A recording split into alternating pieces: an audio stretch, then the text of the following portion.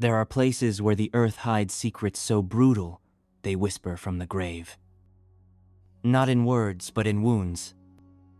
One such message just clawed its way out from beneath the soil of modern-day Germany, and it's rewriting what we thought we knew about our prehistoric cousins. In 2023, deep in the still woods near a site now called Velsen, a team of archaeologists stumbled upon something both breathtaking and horrifying remains of a creature long extinct, a cave lion named Grohman. Its bones had rested untouched for nearly 50,000 years. But it wasn't just the age that stopped the scientists cold. It was the marks. Thin, purposeful cuts etched into its ribs. And then, one more different from the rest. A brutal puncture wound, deep and surgical, embedded like a signature of violence. It wasn't the work of a scavenger. It was something else. Something with thumbs, intent, and a sharpened stick. We've long pictured the Grohmans the extinct offshoot of Humansa's hunters of the skittish and fleet-footed. Reindeer, horses, bison, sure. But now, there's hard evidence they didn't just stalk prey. They went after predators, including the deadliest of their time. The cave lion nature's war machine of the Pleistocene. Towering over 10 feet from nose to tail and weighing in at more than 800 pounds, the largest of these beasts made today's lions look like house cats. Even the smaller ones were lethal. They ruled the Ice Age like a royal bloodline of claws and muscle. Horses, deer, bison, and, yes, maybe even us, they hunted them all. And now, we know the Grohmans noticed. In later times, the modern humans who replaced them would revere these lions in cave art, idolizing their power. But when it came to the Grohmans, there were no murals. No lion statues. Just bones. Broken.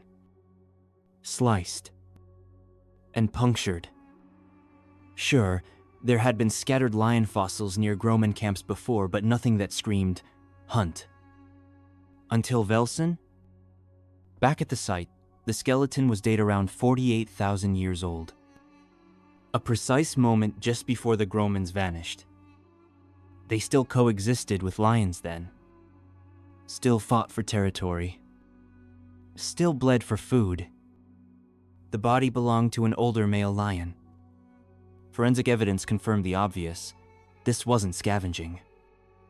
This was hunting. A spear-wooden tip had been thrust through its third rib. The damage pattern told the story. Crushed bone, radial cracking it wasn't a tooth. It wasn't a rock used to smash marrow. This was close-range brutality. And the absence of healing showed one thing. It was either the kill shot or came moments after death. The trajectory revealed even more. This wasn't a lucky throw. It was a deliberate thrust, angled low and deep as if the lion was lying down. Maybe sleeping. Maybe wounded. Either way, it was vulnerable, and a Grohman seized the moment. One-on-one. No traps. No backup. Just nerves and a fire-hardened spear. Imagine it. You are not humanoid fully. Not yet. But you think. You fear. You understand death. And there it is, not in a zoo, not on a screen, a living, breathing monster whose heartbeat you can hear in the snow-cracked silence. It sees you. You grip the spear tighter, knowing there's no armor, no gun, no margin for error. Just you, and that. We can't feel what he felt, but we can reach across time and touch what he touched. The bones of Grohman are real. They survived. The same ribs that once shattered under that final thrust are now displayed, studied, and in them, we find something lost an exact moment frozen in time, not as data, but as story. A story of one Grohman, one lion, and one impossible kill. Holding a replica of that spear today, I don't just study him. I remember him. And for just a second, I become him. There's something about gripping a weapon that once decided life or death. A carved stick, hardened in fire, yet capable of toppling monsters. In your hand, it feels simple. Too simple. But make no mistake, this was the nuke of the Ice Age. The lion from Velsen drives home just how lethal even a primitive spear could be. No blade, no metal. Just sharpened wood. And yet, it changed everything. I tested one myself crudely, sure, but the results were sobering. These spears have real weight. Enough to punch deep when thrown, and if you're close enough, devastation. Now imagine that power in the hands of a Grohman. Stocky, powerful, wired for close-range ambush. These people weren't just surviving. They were dominating. With a spear and a good angle, they could take down anything. And that's terrifying. Because holding this weapon and imagining a lion in front of you alive, pissed, and hungry is another matter entirely. There's no second chance. One wrong move, and you become the bones they dig up 50,000 years later. Which begs the question, why go after a cave lion in the first place? Was it desperation? Bravery? Spite? We can't know for sure, but we can make some educated guesses by comparing modern human interactions with big cats. The cleanest theory? Opportunity. The lion found at Velsen was old and injured in multiple places. Maybe it was already weakened, and the Grohmans stumbled upon it, choosing to end it and take the meat. But another theory lingers more personal, more grim. Maybe this lion wasn't just another animal. Maybe it was a threat. In the early 1900s, the infamous Champapur tiger killed an estimated 436 people in Nepal. Why? It had broken teeth and couldn't hunt deer anymore, so it turned to human slower, softer, easier targets. Could the same thing have happened here? An aging, aggressive cave lion terrorizing a group of Grohmans until one of them finally decided to end the nightmare? A revenge kill, perhaps? It's not just speculation. It fits. But let's zoom out. Because after the Grohmans disappeared, a new species took over. Us. Homo sapiens. And for us, the lion wasn't just a threat anymore. It became a symbol. Something mythic. In caves like Chauvet, dating back more than 30,000 years, humans painted lions with astonishing detail. Not just Doodle's realistic depictions, prowling in packs, muscles tensed, eyes alert. These weren't just animals. They were icons. In the Lascaux cave specifically, the Chamber of Felonious, you even find lions frozen in strange postures. Some seem to dance. Others appear pierced by spears. Are these records of hunts, visions, hallucinations? Or something more abstract? We can't be sure. But the obsession was real. And then there's the masterpiece. The Lowenmensch, German for lion man. Carved from mammoth ivory, found in the dark caverns of Stadel Cave, and dated to somewhere between 35,000 and 41,000 years ago. It's not just a relic. It's the oldest known statue on Earth. Over a foot tall, perfectly contoured to the natural curve of the tusk.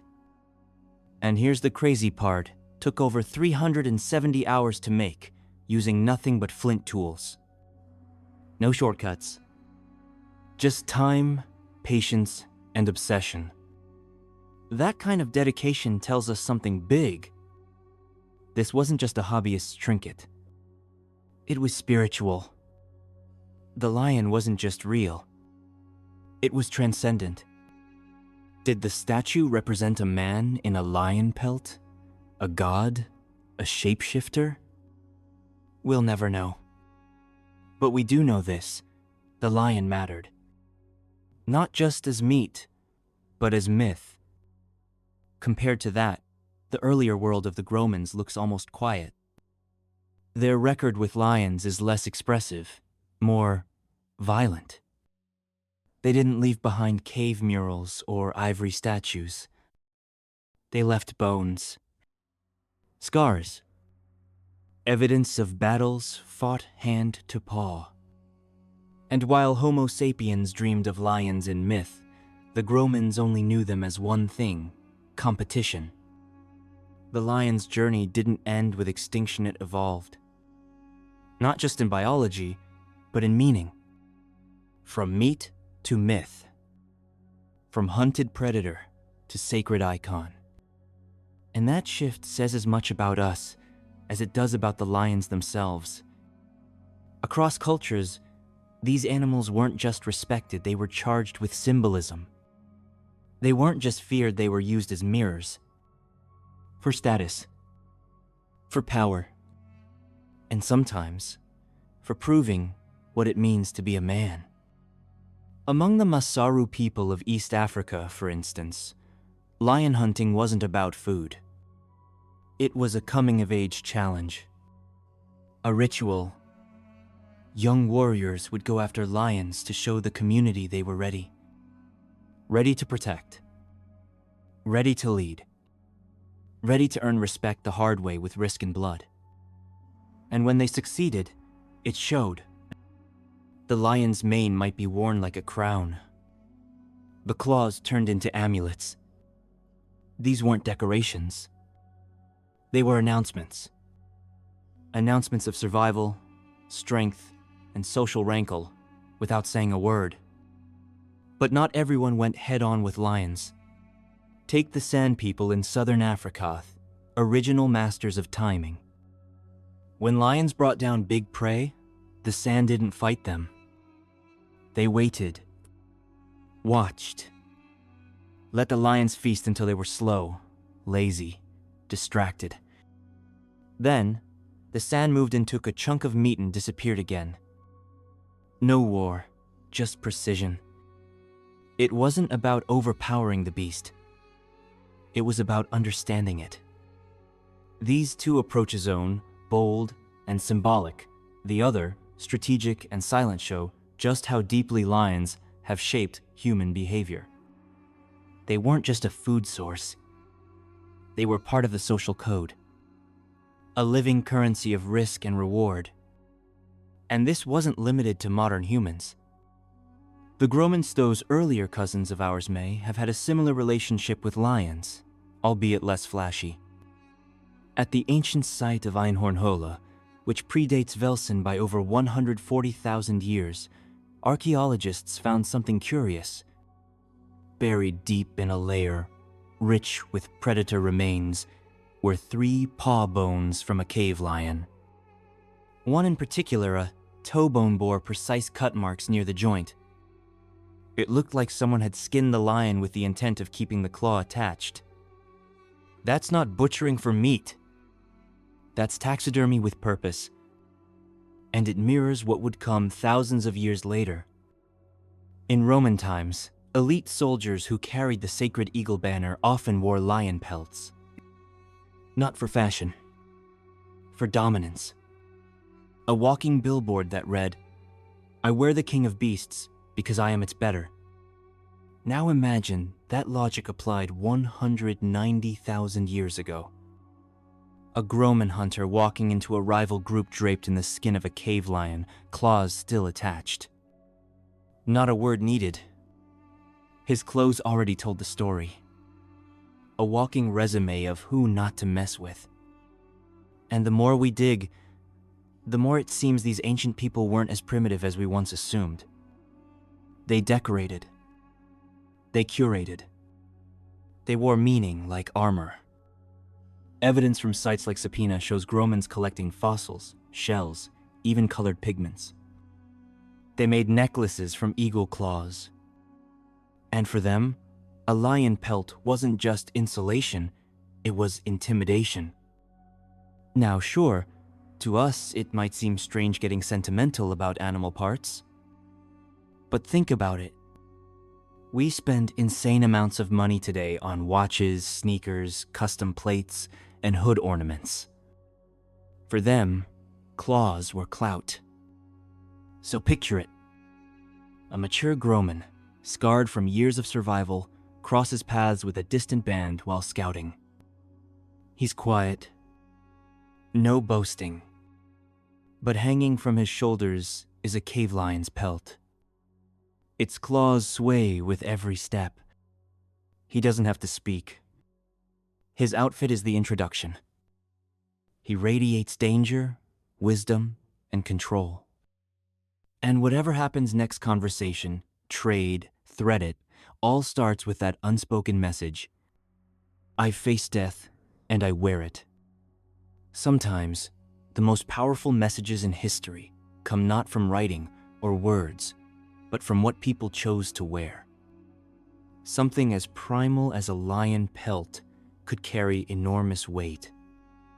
If the Grohmans really hunted cave lions and wore their skins, we're not just talking about clever survival. We're talking about apex ambition. That single act forces us to redraw the map. These weren't just ancient scavengers chasing wounded prey. They were predators of predators. And think about what that actually requires. You don't stumble into a lion kill. You plan it. You coordinate. You rehearse fear. Then you override it. To hunt a lion is to bet your life on your own mind and muscle. And that takes the very traits we now call human: foresight, teamwork, nerve. So when a Grohman preserved the claws on a lion's skin, it wasn't just for warmth. It was communication. It was theater. It said, I faced nature's king, and I didn't blink. And in the end, that's the image we're left with. A single frozen moment in time. A cave lion, cornered and wounded, bearing its final roar. And across from Ita Grohman, steady, quiet, spear low, eyes locked. That moment is bigger than a hunt. It's not just about meat. It's about evolution. One species choosing not to flee, but to challenge the top of the food chain. They didn't just survive the predator. They became one. And we're only scratching the surface of what these early humans were capable of. In just the past few years, we've uncovered Grohman burials, cave art, and handmade jewelry. And now lion hunts. Which means there are more stories like this still waiting in the dirt. And I plan to dig them up. And tell them. To you. By the way, if this story hit you like it hit me, there's something you might want to check out. Over at gravemark.store, we've recreated the ancient Loenmensch, the Lion Man statue, exact in shape and size to the original Ice Age relic. It's a stunning artifact. I've got one sitting on my desk, and Trustmate turns heads. I've wanted one for years. I was originally looking to buy one for our Upper Paleolithic series, but everything I found was north of $100. So I said, forget that I'll make one. This one's just $49.99, and it's the best way to support this channel while also owning a real piece of prehistory. The detailing's insane. You can even see where the original broke and was reassembled from fragments. Which is wild, because more pieces were discovered in later digs, and the thing just kept getting taller. Who knows, maybe more of the statue still sleeps beneath the cave floor right now. I'm also designing a Grohman skull replica for the store, something I've been perfecting for months. Getting the teeth, the bone structure, the vibe just right. Fossil accuracy meets display shelf aesthetics. It's still in production, but once it's ready, it's gonna be one of the coolest replicas out there. Because, honestly, look at the wall behind me. I've always loved fossil skulls, but most of them are overpriced. So if I can make them more affordable and more accurate, I'm all in. So, if you're into this kind of history stories that leave bite marks, make sure to like, subscribe, and drop a comment below. What should I cover next? And don't forget to hit the bell icon so you never miss a post. This has been your host, Cavefire Tales, and I'll see you in the next one. Stay curious,